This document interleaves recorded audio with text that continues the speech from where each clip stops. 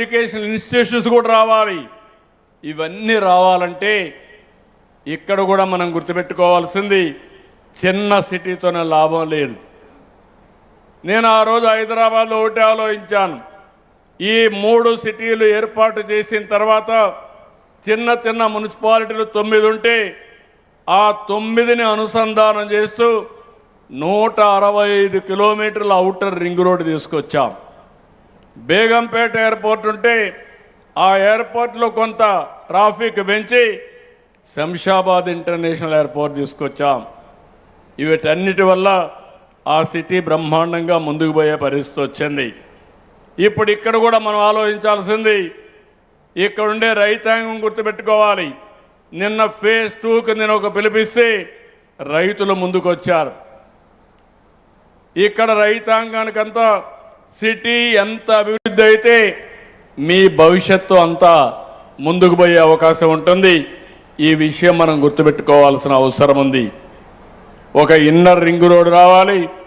ఇప్పుడు ఒక్క ఫ్లైఓవర్ వేస్తే ఆ ఫ్లైఓవర్ ఓపెన్ చేస్తేనే మన అమరావతికి వచ్చిన వాళ్ళు చెప్పే మాటలు చూస్తే చాలా బ్రహ్మాండంగా ఉందనే పరిస్థితి వచ్చారు.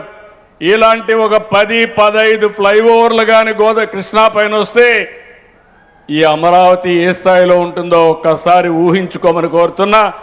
అదే నేను కలలుగంటున్నా. తప్పకుండా చేసి చూపించే బాధ్యత రాబోయే 20 సంవత్సరాల్లో ప్రపంచంలోనూ ఒక మేటైన నగరంగా మన అమరావతి తయారవుతుందని మరొకసారి మీ అందరికీ విజ్ఞప్తి చేస్తున్నా. ఎందుకు ఈ మాట వాడుతున్నానంటే ఇది ఒక ఫ్యూచర్ సిటీగా రావాలి. నేను ఒక అమరావతి పైనే శ్రద్ధ పెట్టడం లేదు. విశాఖపట్నం ఇప్పటికే విశాఖపట్నం విశ్వనగరంగా తయారయ్యే పరిస్థితి వచ్చింది. రెండోది రాయలసీమ.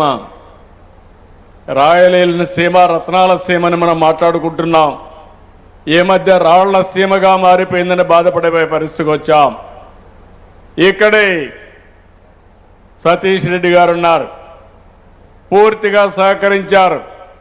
ఈ నెల 15వ తారీఖున ఫైటర్ జెట్స్ని తయారు చేసి ఆమ్కా ప్రాజెక్టు పుట్టపర్తి కేంద్రంగా ప్రారంభోత్సవం చేస్తున్నాం.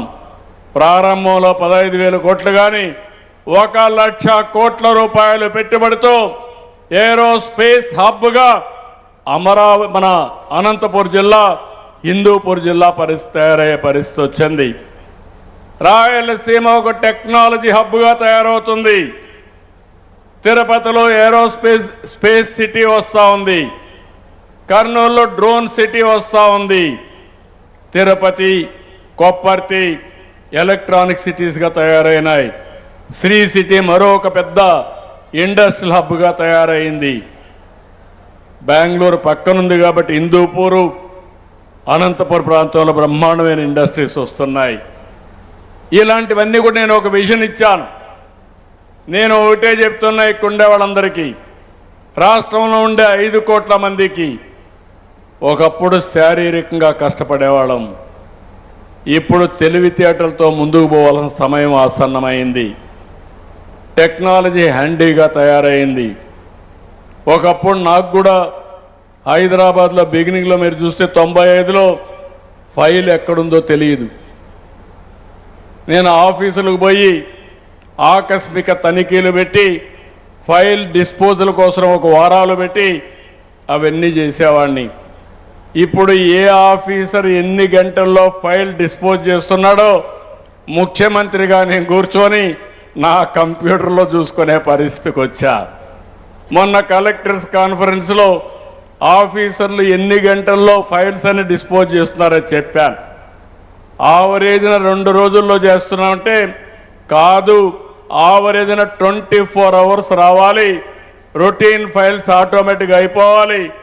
ఒకవేళ చదివి చేయాల్సి వచ్చినా 1 డే 2 డేస్లో మీరు చేస్తే క్విక్ డిస్పోజల్ వస్తుందని చెప్పి పెట్టాం. ఈరోజు మీరు అందరూ చూస్తున్నారు, నేను పాజిటివ్ పబ్లిక్ పర్సెప్షన్ కోసం టెక్నాలజీని ఉపయోగిస్తున్నాం. ఎక్కడికక్కడ పెన్షన్ ఇస్తే ఎక్కడిచ్చారో చూస్తున్నాం. ఆటోమేటిక్గా ఆడిటింగ్ అయిపోతుంది. ఇచ్చిన తర్వాత మళ్ళీ నేను IVRS పంపిస్తున్నా. మా ఆఫీసర్ ఏమైనా డబ్బులు